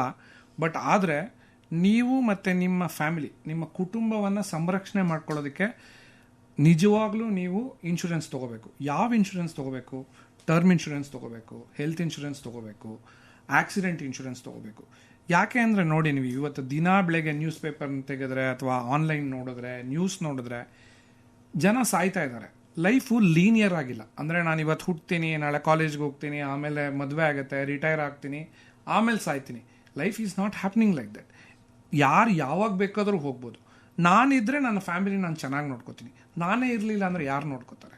ಸೊ ಆ ಒಂದು ಇದಕ್ಕೋಸ್ಕರ ನಿಮ್ಮ ಕುಟುಂಬವನ್ನು ನೀವು ಚೆನ್ನಾಗಿ ನೋಡ್ಕೋಬೇಕಂದ್ರೆ, ನೀವು ಇರಲಿಲ್ಲ ಅಂದರೂ ಆ ಟರ್ಮ್ ಇನ್ಶೂರೆನ್ಸು ನಿಮ್ಮ ಇವ್ರನ್ನ ಕಾಯುತ್ತೆ. ಇದರಲ್ಲಿ ಏನು ರಿಟರ್ನ್ ಬರದೇ ಇರ್ಬೋದು, ಬಟ್ ಆದರೆ ನಾವು ಇರಲಿಲ್ಲ ಅಂದಾಗೂ ಅವರು ತುಂಬ ಚೆನ್ನಾಗಿ ಲೈಫಲ್ಲಿ ಇರೋದಕ್ಕೆ ಸಾಧ್ಯ. ಎಮೋಷ್ನಲ್ ಲಾಸ್ನ ನಾವು ರೀಪ್ಲೇಸ್ ಮಾಡೋಕ್ಕಾಗಲ್ಲ. ಬಟ್ ಆದರೆ ಅವರು ದಿನನಿತ್ಯ ಯಾವುದೇ ಕಷ್ಟಪಡದೆ ರೀತಿ ಅವ್ರ ಗೋಲ್ಸ್ನ ಅಚೀವ್ ಮಾಡೋದಕ್ಕೆ ನೀವು ಸಹಾಯ ಮಾಡ್ಬೋದು. ಇದರಲ್ಲಿ ಮತ್ತೊಂದು ಏನಪ್ಪ ಅಂತ ಅಂದರೆ, ನೀವು ಇದನ್ನು ತೊಗೋಬೇಕಾದ್ರೆ ಎಲ್ಲ ಏನು ಅಂದ್ಕೊಂಡಿದ್ದಾರೆ ಅಂದರೆ, ನಾನು ಯಾವಾಗ ಬೇಕು ಯಾವಾಗ ಹೋದ್ರೂ ನನಗೆ ಇನ್ಶೂರೆನ್ಸ್ ಕಂಪ್ನಿನವ್ರು ರೆಡಿ ಇರ್ತಾರೆ, ಕೊಟ್ಬಿಡ್ತಾರೆ ಅಂತೆ. ಇಲ್ಲ, ಇದಕ್ಕೆ ಅದರದೇ ಆದಂಥ ಮಹತ್ವ ಇದೆ. ನಿಮಗೆ ಅರ್ನಿಂಗ್ ಇರಬೇಕು, ಸಂಬಳ ಅಥವಾ ದುಡ್ಡು ಬರ್ತಾ ಇರಬೇಕು, ಈ IT ಫೈಲ್ ಮಾಡ್ತಾ ಇರಬೇಕು, ಮತ್ತು ನಿಮ್ಮ ಆರೋಗ್ಯ ಚೆನ್ನಾಗಿರಬೇಕು, ಮತ್ತು ನೀವು ಯಂಗ್ ಅಥವಾ ಯುವಕರಾಗಿದ್ದಾಗ, ಯುವತಿಯರಾಗಿದ್ದಾಗ ನಿಮಗೆ ಪ್ರೀಮಿಯಂ ಅಮೌಂಟ್ ಕಡಿಮೆ ಇರುತ್ತೆ, ಮತ್ತು ಪಾಲಿಸಿ ಸಿಗುವಂಥ ಅವಕಾಶ ಕೂಡ ಜಾಸ್ತಿ ಇರುತ್ತೆ. ಈಗೇನಾಗಿದೆ ಅಂದರೆ, ನೀವು ಲೈಫ್ ಸ್ಟೈಲ್ ಡಿಸೀಸ್ ಎಷ್ಟಿದೆ ಅಂದರೆ, ಈವನ್ 20-30 ಜನಗಳಿಗೆ ತುಂಬ ರೋಗಗಳು ಬರೋದಕ್ಕೆ ಶುರುವಾಗಿದೆ. So you may not get that insurance. ನಿಮ್ಗೆ ಬೇಕಾಗಿರೋದು ಸಿಗದೇ ಇರ್ಬೋದು. ಸೊ ನೀವು ಯಾವಾಗ ಯಂಗ್ ಆಗಿದ್ದಾರೋ ಆಗಲೇ ಇದನ್ನು ತೊಗೊಂಡು ಇಟ್ಕೊಳ್ಳೋದು ನಿಮಗೆ ಒಳ್ಳೆಯದು. ಸೊ ಅದನ್ನು ಕ್ಯಾಲ್ಕುಲೇಟ್ ಮಾಡೋದಕ್ಕೆ ತುಂಬ ಅವಕಾಶಗಳಿದೆ, ಅದನ್ನು ಮೆಥಡ್ಸ್ ಇದೆ, ಅದನ್ನು ನೀವು ಯೂಸ್ ಮಾಡ್ಬೋದು. ಬಟ್ ದಯವಿಟ್ಟು ತಗೊಳ್ಳಿ. ಸೊ ಜಸ್ಟ್ ಇಮ್ಯಾಜಿನ್ ಮಾಡಿ, ಪ್ರೈಮರಿ ಅರ್ನಿಂಗ್ ಫ್ಯಾಮಿಲಿ ಮೆಂಬರ್ ಇಲ್ಲದೆ ಇದ್ದಾಗ ನೀವು ಹೇಗೆ ಜೀವನ ಮಾಡೋದಕ್ಕೆ ಸಾಧ್ಯ? ಹೌದು. ಆಮೇಲೆ ಇನ್ನೊಂದು, ಮೇಡಮ್ ಆವಾಗಲೇ ಮಾತಾಡ್ತಾ ಹೇಳಿದ್ರು ಆಫರಲ್ಲಿ, ನನಗೆ ಇನ್ಶೂರೆನ್ಸ್ನ ಪ್ಲಾನ್ ಮಾಡಬೇಕಾದ್ರೆ ಏನೋ ಸುಮ್ಮನೆ 5 ಲಕ್ಷ 10 ಲಕ್ಷ ಅಂತ ಇನ್ವೆಸ್ಟ್ ಮಾಡೋದಲ್ಲ, ಅದಕ್ಕೆ ಸರಿಯಾಗಿ ಮುಂದೆ ಎಷ್ಟು ವರ್ಷ ಇರ್ತೀರಿ ನೀವು, ಎಷ್ಟು ಅಮೌಂಟು ನಿಮಗೆ ಟಾಪ್ ಅಪ್ ಸಿಕ್ಕದೇ ಇರೋಂಥ ಚಾನ್ಸಸ್ಸು ಇರುತ್ತೆ. ಹಾಗಾಗಿ ಅದನ್ನು ಕೂಡ ಪ್ಲಾನ್ ಮಾಡಬೇಕು ಅಂತ ಹೇಳಿದ್ರು. ಇನ್ಫ್ಲೇಷನ್ಗೂ ಕೂಡ ಅವಕಾಶ ಕೊಟ್ಟು ನೀವು ಪ್ಲಾನ್ ಮಾಡಬೇಕು ಅಂತ. ಈ ಹಣದುಬ್ಬರ ಈಗ ನೋಡಿರ್ಬೋದು ನೀವು, ಯಾವುದೇ ವಸ್ತು ಮುಂದೆ ಕಡಿಮೆ ಆಗಲ್ಲ. ಸೊ ಅದು ಚಾನ್ಸೇ ಇಲ್ಲ. ನೀವು ಚಿಕ್ಕ ವಯಸ್ಸಿಂದ ಹೇಳ್ತಾ ಇರ್ತೀವಿ, ಅಕ್ಕಿ 1 ರೂಪಾಯಿ ಇತ್ತು, ಆಣೆ ಇತ್ತು, 5 ರೂಪಾಯಿ ಇತ್ತು, ಈಗ 70 ರೂಪಾಯಿ ಆಗಿದೆ, ನಾಳೆ 700 ರೂಪಾಯಿ ಆಗ್ಬೋದು. ಸೊ ನೀವು ಹಣದುಬ್ಬರಕ್ಕೆ ತಕ್ಕ ಹಾಗೆ ಇನ್ಶೂರೆನ್ಸ್ನ ಪ್ಲಾನ್ ಮಾಡಬೇಕು. ಇಲ್ಲ ಅಂತ ಅಂದರೆ, ನೀವು ತೊಗೊಂಡಿದ್ದೀರಾ ಅಂತ ನಿಮ್ಮ ಮನಸ್ಸಲ್ಲಿರುತ್ತೆ, ಬಟ್ ಅದು ಸಾಕಾಗಲ್ಲ. ಈಗ ನೀವು ರಿಟೈರ್ ಆಗ್ಬೇಕು, ರಾವಣನ ಹೊಟ್ಟೆಗೆ ಅರಕಾಸು ಮಜ್ಜಿಗೆ. ಸೊ ಆ ರೀತಿ ಆಗ್ಬಿಡತ್ತೆ. ಅದನ್ನು ಅವಾಯ್ಡ್ ಮಾಡಬೇಕು ಅಂದರೆ, ನೀವು ಸರಿಯಾಗಿ ಪ್ರೊಫೆಷನಲ್ ಜೊತೆ ಕೂತ್ಕೊಂಡು, ಅದಕ್ಕೆ ತುಂಬಾ ಮೆಥಡ್ಸ್ ಇದೆ, ಅದನ್ನ ಯೂಸ್ ಮಾಡಿಕೊಂಡು ನೀವು ಕ್ಯಾಲ್ಕುಲೇಟ್ ಮಾಡೋದು ಒಳ್ಳೇದು. ಇದರಲ್ಲಿ ಒಂದು ಡಿನೇಬಿಲಿಟಿ ಇರುತ್ತೆ, ಅಂದ್ರೆ ಇಲ್ಲ ಅಷ್ಟು ಬೇಕಾಗಿಲ್ಲ ಅಂತ. ಸೊ ನಾವು ಅಂದ್ಕೊಳ್ಳೋದು ಮತ್ತು ವಾಸ್ತವ ಎರಡು ಬೇರೆ ಇರುತ್ತೆ. ಸೊ ನಾವು ಅದನ್ನ ತಿಳ್ಕೋಬೇಕು. ಹೌದು. ಮತ್ತಷ್ಟು ಮಾತುಕತೆ ಮುಂದುವರಿಸೋಣ ಸರ್ ಒಂದು ಹಾಡಿನ ನಂತರ. ಆಕಾಶವಾಣಿ FM ರಾಯಂಬೋ ಕೇಳ್ತಾ ಇದ್ದೀರಿ. ವಿಮೆನ್ಸ್ ಡೇ ಸ್ಪೆಷಲ್ ಆಗಿ ಹೆಣ್ಣು ಮಕ್ಕಳಲ್ಲಿ ಫೈನಾನ್ಸಸ್ ಬಗ್ಗೆ ಜಾಗೃತಿ ಮೂಡಿಸುವಂತಹ ಕಾರ್ಯಕ್ರಮವನ್ನು ನಡೆಸ್ತಾ ಇದ್ದೀವಿ. ಅಖಿಲ ಅವರು ನಮ್ಮ ಜೊತೆಯಾಗಿ ಇದ್ದಾರೆ. ಮೇಡಮ್, ಇನ್ಶೂರೆನ್ಸ್ ಬಗ್ಗೆ ಇನ್ನೊಂದಷ್ಟು ಮಾತನ್ನ ಹೇಳಬೇಕು ಅಂತ ಹೇಳಿದ್ರಿ ನೀವು. ಏನು ತುಂಬಾ ವಿಷಯ ತಿಳ್ಕೊಳ್ಬೇಕಾಗಿರೋದಿದೆ? ಒಂದು ಹೆಣ್ಮಕ್ಳು ತಿಳ್ಕೊಳ್ಬೇಕಾಗಿರೋದು ಏನಂದ್ರೆ, ಇನ್ನೊಂದು ಇನ್ಶೂರೆನ್ಸ್ ಏನಂದ್ರೆ ಹೆಲ್ತ್ ಇನ್ಶೂರೆನ್ಸ್. ಇವಾಗ ತುಂಬಾ ಜನ ಫ್ಯಾಮಿಲಿಲಿ ಹೆಲ್ತ್ ಇನ್ಶೂರೆನ್ಸ್ನ ಸರಿಯಾಗಿ ತಗೊಂಡಿರಲ್ಲ. ಏನು ಸರಿಯಾಗಿ ತಗೊಂಡಿರಲ್ಲ ಅಂದರೆ, ಅವರು ಹಣದುಬ್ಬರ ಇನ್ಫ್ಲೇಷನ್ನ ಕನ್ಸಿಡರ್ ಮಾಡೋದೇ ಇಲ್ಲ. ಇವತ್ತಿಗೆ 5 ಲಕ್ಷ ಸಾಕು, 10 ಲಕ್ಷ ಸಾಕು ಅಂತ ತಗೊಂಡಿರ್ತಾರೆ. ಆದರೆ ಹೆಲ್ತ್ ಇನ್ಶೂರೆನ್ಸ್ ನಾವು ಬದುಕಿರೋವರೆಗೂ ಬೇಕಾಗಿರೋ ಅಂಥ ಒಂದು ಪ್ರಾಡಕ್ಟ್. ಅದನ್ನು ನಾವು ತಲೆಯಲ್ಲಿ ಇಟ್ಕೊಂಡು, ಇವತ್ತು ನನಗೆ ಒಂದು ಸರ್ಜರಿ ಕಾಸ್ಟ್ 2 ಲಕ್ಷ ಆದರೆ ಇನ್ನೂ 20 ವರ್ಷ 30 ವರ್ಷ ಎಷ್ಟು ವರ್ಷ ಬದುಕಿರ್ತೀನೋ ಅವಾಗ ಎಷ್ಟು ಬೇಕಾಗ್ಬೋದು ಅನ್ನೋದು ನೋಡಿಕೊಂಡು ತಗೋಬೇಕಾಗತ್ತೆ. ಎಸ್ಪೆಷಲಿ ಇದು ಡಿವೋರ್ಸ್ ಆಗಿರೋ ಹೆಂಗಸರಿರ್ಬೋದು ಅಥವಾ ಸಿಂಗಲ್ ಪೇರೆಂಟ್ ಇರ್ಬೋದು. ಅವ್ರಿಗೆ ಏನನ್ಸುತ್ತೆ, ಇಮಿಡಿಯೇಟಾಗಿ ಇದು ಡಿವೋರ್ಸು ಅದೆಲ್ಲ ಆದಮೇಲೆ ಅವ್ರ ಹೆಸರು ತೆಗಿತಾರೆ. ಇದರಲ್ಲಿ ಇಮಿಡಿಯೇಟಾಗಿ ತಗೊಳ್ಬೇಕಾಗತ್ತೆ. ಯಾಕೆ ತಗೊಳ್ಬೇಕು ನಾನು ಅಂದರೆ, ನಾನೇ ಸೆಲ್ಫ್ ಫಂಡಿಂಗ್ ಮಾಡ್ಕೋಬೋದಾ ಅಂದರೆ, ಎಷ್ಟು ವರ್ಷ ಎಷ್ಟು ದಿನ ಸೆಲ್ಫ್ ಫಂಡಿಂಗ್ ಮಾಡ್ಕೊತೀರಾ ನೀವು ಸೆಲ್ಫ್ ಫಂಡಿಂಗ್ ಮಾಡ್ಕೊಳ್ಳೋಕ್ಕೆ ಎಷ್ಟು ಲಕ್ಷಗಳಾಗ್ಬೋದು ಟ್ರೀಟ್ಮೆಂಟು, ಎಷ್ಟು ಪ್ರೊಲಾಂಗ್ ಟ್ರೀಟ್ಮೆಂಟ್, 10 ವರ್ಷ ಟ್ರೀಟ್ಮೆಂಟ್ ಆದರೆ ಏನು ಮಾಡ್ತೀರಾ? ಆಮೇಲೆ ಇನ್ನೊಂದು ಡಿಸ್ಕಷನ್ ಮಧ್ಯೆ ಬಂದಿದ್ದೇನು ಅಂದರೆ, ನಮ್ಮ ತಂದೆ ತಾಯಿ ಏನಾದರೂ ಇನ್ಶೂರೆನ್ಸ್ ಮಾಡಿದ್ರಾ? ಅವರೆಲ್ಲ ಬದುಕಲಿಲ್ವಾ? ನಾವ್ಯಾಕೆ ಮಾಡಬೇಕು ಅನ್ನೋಂಥದ್ದೊಂದು. ಇದು ಈ ಪ್ರಶ್ನೆ ನನ್ನ ತುಂಬಾ ಜನ ಕೇಳಿದ್ದಾರೆ. ಅವಾಗ್ಲೂ ಮೆಡಿಕಲ್ ರೀಇಂಬರ್ಸ್ಮೆಂಟ್ ಅಂತ ಏನಾದರೂ ಒಂದು ಇರೋದು ಗೌರ್ಮೆಂಟ್ ಅಲ್ಲಿ ಕೆಲಸ ಮಾಡೋರು, ನಮ್ಮ ತಂದೆ ತಾಯಿಗಳ ಜನರೇಷನ್ ಅವರು. ಆಮೇಲೆ ಅವ್ರಿಗೂ ಕೆಲವುದು ಈ central government, state government, ESI ಅಂತೆ, CGHS ಅಂತ ಎಲ್ಲ ಆಪ್ಷನ್ಸ್ ಇರೋದು. ರಿಟೈರ್ ಆದ್ಮೇಲೂ ಇರೋದು ಆ ಆಪ್ಷನ್ಸ್.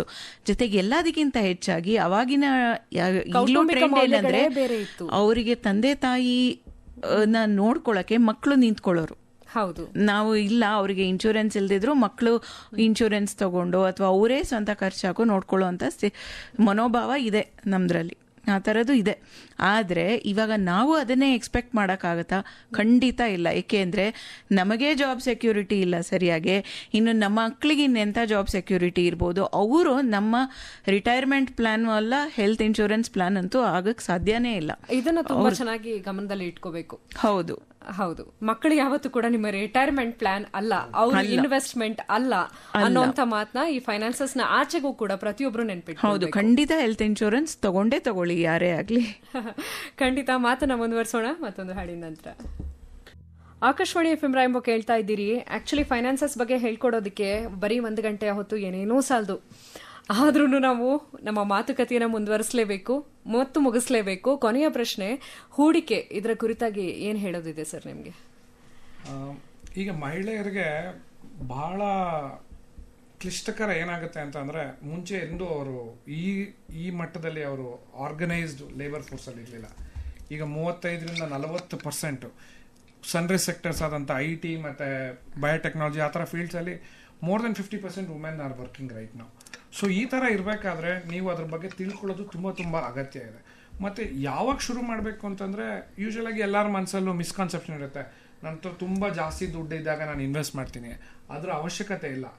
ಒಂದು ಸರ್ತಿ ನೀವು ನಿಮ್ಮ ರಿಸ್ಕ್ನ ಮ್ಯಾನೇಜ್ ಮಾಡಿದ್ಮೇಲೆ ಡೇ 1ಇಂದ ನೀವು ಯು ಕ್ಯಾನ್ ಸ್ಟಾರ್ಟ್ ಇನ್ವೆಸ್ಟಿಂಗ್. ಅಂದರೆ ನಿಮ್ಮ ಹತ್ರ 100 ರೂಪಾಯಿ ಇದ್ದರೆ ನೀವು ಒಂದು 10-15 ರೂಪಾಯಿ, ವೆದರ್ ಇಟ್ಸ್ 1,500 ಇರ್ಬೋದು ಅಥವಾ 15,000 ಇರ್ಬೋದು, 1.5 ಲಕ್ಷ ಇರ್ಬೋದು, ನೀವು ಡೇ 1ಇಂದ ಶುರು ಮಾಡ್ಬೋದು.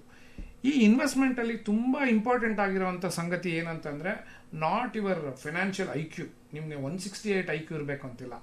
ಸಂಯಮ ಮತ್ತು ಶಿಸ್ತು ಇದು ತುಂಬ, ಅಂದರೆ ಡಿಸಿಪ್ಲಿನು ಮತ್ತು ಪೇಷನ್ಸು. ಮಹಿಳೆಯರು ಇದರಲ್ಲಿ ತುಂಬ ತುಂಬ ಮುಂದೆ ಇದ್ದಾರೆ ನನ್ನ ಪ್ರಕಾರ. ಸೊ ಅದನ್ನು ಅವ್ರು ಯೂಸ್ ಮಾಡಿಕೊಂಡ್ರೆ ತುಂಬ ಜಾಸ್ತಿ ಸಮಯ ನೀವು ಹಣ ಹೂಡಿಕೆ ಮಾಡ್ತಾ ಹೋದರೆ ನಿಮಗೆ ಬರುವಂಥ ರಿಟರ್ನ್ಸ್ ಕೂಡ ಜಾಸ್ತಿ ಇರುವಂಥ ಪ್ರಾಬಬಿಲಿಟಿ ಇರುತ್ತೆ. ಅದಕ್ಕೆ ನೀವು ನಿಮ್ಮ ರಿಸ್ಕ್ ಅಪಿಟೈಟ್ ತಿಳ್ಕೊಬೇಕು. ನಿಮಗೆ ಎಷ್ಟು ರಿಸ್ಕ್ ತೊಗೊಳೋದಕ್ಕೆ ಸಾಧ್ಯ ಅಂತ ಅದನ್ನು ತಿಳ್ಕೊಂಡ್ಮೇಲೆ, ಇವಾಗ ನಿಮ್ಮ ಹತ್ರ 100 ರೂಪಾಯಿ ದುಡ್ಡಿದೆ ಅಂದ್ಕೊಳ್ಳಿ. ಅದೇ ದುಡ್ಡನ್ನ ನೀವು FDನಲ್ಲಿ ಇಟ್ಟರೆ ಒಂದು ರಿಟರ್ನ್ಸ್ ಬರುತ್ತೆ, ನೀವು PF ಪ್ರಾವಿಡೆಂಟ್ ಫಂಡಲ್ಲಿ ಇಟ್ಟರೆ ಒಂದು ರಿಟರ್ನ್ ಬರುತ್ತೆ, ಮ್ಯೂಚುವಲ್ ಫಂಡಲ್ಲಿ ಹಾಕಿದ್ರೆ ಒಂದು ರಿಟರ್ನ್ ಬರುತ್ತೆ, ಅಥವಾ ಇನ್ನೊಂದು ಅಸೆಟ್ ಕ್ಲಾಸ್ ಇರ್ಬೋದು ಗೋಲ್ಡಲ್ಲಿ ಹಾಕಿದ್ರೆ ಅದರಲ್ಲೊಂದು ಬರುತ್ತೆ. ನಿಮಗೆ ಯಾವುದು ಸೂಕ್ತ ಅನಿಸುತ್ತೋ ನಿಮ್ಮ 100 ರೂಪಾಯಿನ ಆ ರೀತಿ ನೀವು ಡಿವೈಡ್ ಮಾಡಿ ಹಾಕಿದಾಗ ನಿಮಗೆ ಚೆನ್ನಾಗಿರುತ್ತೆ. ಯಾಕೆ ಎಲ್ಲ ದುಡ್ಡನ್ನು ಒಂದೇ ಕಡೆ ಹೂಡಿಕೆ ಮಾಡಬಾರ್ದು ಅಂತಂದರೆ, ಸಪೋಸ್ ನಾವು ಯಾವುದೇ ಒಂದು ಸಂಗತಿಯಿಂದ ಏನೋ ಅದು ಕ್ರ್ಯಾಶ್ ಆಯಿತು, ಆವಾಗ ಏನಾಗುತ್ತೆ, ನೀವು 100 ರೂಪಾಯಿನೂ ಕಳ್ಕೊಳ್ಳೋ ಅಂಥ ಪರಿಸ್ಥಿತಿ ಇರಬಾರ್ದು. ಸೊ ನೀವು ಬಿದ್ರೆ ನಾಳೆ ಎದ್ದು ನಿಲ್ಲೋ ಅಂತ ಒಂದು ಫೈನಾನ್ಸ್ ನ ಮೊದಲ ಪಾಠ ಅದೇನೆ, don't put all eggs in same basket. ಅದಕ್ಕೆ ನಾವು ಅಸೆಟ್ ಅಲೋಕೇಶನ್ ಅಂತ ಹೇಳ್ತೀವಿ. ಸೊ ಈ ಒಂದು ಇದನ್ನ ತಿಳ್ಕೊಂಡು ನೀವು ಭಯವನ್ನ ಬಿಟ್ಟು ನೀವು ಮುನ್ನುಗ್ಗಿದ್ರೆ, ಸ್ಟಾರ್ಟ್ ಮಾಡಿದ್ರೆ, ಫಸ್ಟ್ ಸ್ಟೆಪ್ ಇಟ್ರೆ ನೀವು ಕಲ್ತ್ಕೋತೀರಾ. ಯಾರು ಮೊದಲನೇ ದಿನದಿಂದ ಪರ್ಫೆಕ್ಟ್ ಆಗಿರಲ್ಲ, ಬಟ್ ನೀವು ಹೋಗ್ತಾ ಹೋಗ್ತಾ ಕಲಿತಾ ಇರ್ತೀರಾ. ನಿಮಗೆ ಗೊತ್ತಾಗದೇ ಇಲ್ಲ, ಆಗದೇ ಇಲ್ಲ ಅಂದಾಗ ದಯವಿಟ್ಟು ನಿಮ್ಮ ಕೈ ಹಿಡಿದು ನಡೆಸುವಂತ ಸೂಕ್ತವಾದ ಅಡ್ವೈಸರ್ ಅಥವಾ ಫೈನಾನ್ಷಿಯಲ್ ಪ್ರೊಫೆಷನಲ್ನ ನಿಮ್ಮ ಜೊತೆ ಇಟ್ಕೊಳ್ಳಿ. ಸೊ ನೀವು ಗುರಿ ಜೊತೆಗೆ ನಿಮಗೆ ಗುರು ಇದ್ರೆ ಡೆಫಿನೆಟ್ ಆಗಿ ನಿಮ್ಮ ಗುರಿಯನ್ನು ತುಂಬಾ ಸುಲಭವಾಗಿ ತಲುಪ್ತೀರಾ. ಹೌದು. ಆಮೇಲೆ ಇನ್ನೊಂದು ತುಂಬಾ ಮುಖ್ಯವಾದಂತ ವಿಷಯ ಏನು ಅಂದ್ರೆ, ಫೈನಾನ್ಸ್ ನ ಬಗ್ಗೆ ನೀವು ಕುರುಡುಗಣ್ಣಾಗಿರೋದ್ರಿಂದ ಬದುಕೆ ಕಗ್ಗಂಟಾಗ್ಬಿಡತ್ತೆ. ನೀವು ಪ್ರತಿದಿನ ಆಸ್ ಎ ಪ್ರೊಫೆಷನಲ್ ದಿನ ಬೆಳಗಾದ್ರೆ ಇಂತ 100 ಕೇಸಸ್ ನ ನೋಡ್ತಾ ಇರ್ತೀರಿ. ಆ ಒಂದು ಕೇಸಸ್ ನ ಆಧಾರದಲ್ಲೇ ನೀವೇ ಹೇಳ್ಬಹುದಾಗಿರೋಂತ ಮಾತಿದು ಅಲ್ವಾ. ಒಂದೇ ಒಂದು ತಪ್ಪು ಡಿಸಿಷನ್, ಒಂದೇ ಒಂದು ತಪ್ಪು ನಿರ್ಧಾರ, ಒಂದು ಸಲ ನೀವು ಯಾವುದೋ ಒಂದು ಮೂಢನಂಬಿಕೆಗೆ ಪಕ್ಕಾಗಿ, ಇಲ್ಲಾಂದ್ರೆ ಯಾರನ್ನೋ ಕುರುಡುಗಣ್ಣಾಗಿ ನಂಬಿ ಎಂತ ದೊಡ್ಡ ಸುಳಿಯಲ್ಲಿ ಸಿಕ್ಕಾಕೊಂಡ್ಬಿಡ್ತೀರಿ ಅಂದ್ರೆ ನಿಮ್ ಬದುಕು ಪೂರ್ತಿ ಆ ಸುಳಿಯಿಂದ ಆಚೆ ಬರೋದಕ್ಕೇನೆ ಟೈಮ್ ವೇಸ್ಟ್ ಆಗತ್ತೆ ಅಲ್ವಾ. ಎಲ್ಲೋ ಹೋಗಿ ಯಾವ್ದೋ ಹೆಸರಿಲ್ದೇ ಇರೋಂತ ಮನಿ ಡಬಲ್ ಪಾಲಿಸಿಯಲ್ಲಿ ದುಡ್ಡು ಹಾಕ್ಬಿಟ್ಟು ಬರೋಂಥದ್ದು ಇರ್ಬೋದು, ಚಿಟ್ ಫಂಡ್ಸ್ ಅಲ್ಲಿ ದುಡ್ಡು ಹಾಕಂತದ್ದು ಇರಬಹುದು, ಅಥವಾ ಮೇಡಮ್ ಅವರು ಅವಾಗ್ಲೇ ಹೇಳಿದ ಹಾಗೆ ತಂದೆ ತಾಯಿ ಹೆಸರಿನಲ್ಲಿ ಪ್ರಾಪರ್ಟಿ ಮಾಡಿ ಇಟ್ಬಿಡೋದು, ಇಲ್ಲ ಅಂದ್ರೆ FD ಮಾಡಿ ಇಟ್ಬಿಡೋದು, ಆಮೇಲೆ ಅದಕ್ಕಾಗಿ ಬಡದಾಡೋದು, ಅದಕ್ಕಾಗಿ ಕೋರ್ಟ್ನ ಮೊರೆ ಹೋಗೋದು. ಹೀಗೆ ನೀವು ಯಾವ ಒಂದು ಕಾರಣಕ್ಕಾಗಿ ಹಣನ ಕೂಡಿಟ್ರೋ, ಪ್ರಾಪರ್ಟಿ ಮಾಡಿದ್ರೋ ಅದು ಆ ಉದ್ದೇಶಕ್ಕಾಗಿ ಬರೋದೇ ಇಲ್ಲ. ನೀವು ಏನ್ ಅನ್ಕೊಳ್ತೀರಾ, ಅಷ್ಟಿದೆ ನೆಮ್ಮದಿಗಾಗಿ ಮಾಡಿದೀನಿ ಅಂತ ಅನ್ಕೊಳ್ತೀರಾ. ಯಾವ್ದು ನೆಮ್ಮದಿಗೆ ಅನ್ಕೊಂಡಿರ್ತೀರೋ ಅದೇ ನಿಮ್ಮ ನೆಮ್ಮದಿ ಕಳೆಯುವಂತಹ ಸಾಧನ ಆಗ್ಬಿಡುತ್ತೆ. ನೀವು ಇನ್ಶೂರೆನ್ಸ್ ಬೇಡ ಅಂತ ಅನ್ಕೊಳ್ತೀರಿ, ಆದ್ರೆ ಹಾಸ್ಪಿಟ್ಲಿಗೆ ಹೋಗಂಗಾಗತ್ತೆ. ಸೊ ಅವೆಲ್ಲ ಆಗ್ಕೊಡ್ದು ಅಂತಂದ್ರೆ ಬೆಸ್ಟ್ ಫೈನಾನ್ಷಿಯಲ್ ಪ್ಲಾನರ್ಸ್ ಹತ್ರ ಹೋಗಿ ಮತ್ತೆ ಫೈನಾನ್ಷಿಯಲ್ ಪ್ಲಾನಿಂಗ್ ಮಾಡಿಸ್ಕೊಳ್ಳಿ ಅಂತ ಹೇಳ್ತಾ ಇದೀವಿ ಈ ಕಾರ್ಯಕ್ರಮದ ಮೂಲಕ. ಮೇಡಮ್ ಹಾಗೆ ಸರ್, ನವೀನ್ ಕುಮಾರ್ ಮತ್ತು ಅಖಿಲ ಅವರೇ, ನಿಮ್ಮಿಬ್ಬರಿಗೂ ಕೂಡ ತುಂಬಾ ಹೃದಯದ ಧನ್ಯವಾದಗಳು. ತುಂಬಾ ಮೌಲಿಕವಾದಂತಹ ವಿಷಯಗಳನ್ನ ಇವತ್ತು ನಮ್ಮ ಜೊತೆ ಶೇರ್ ಮಾಡ್ಕೊಂಡು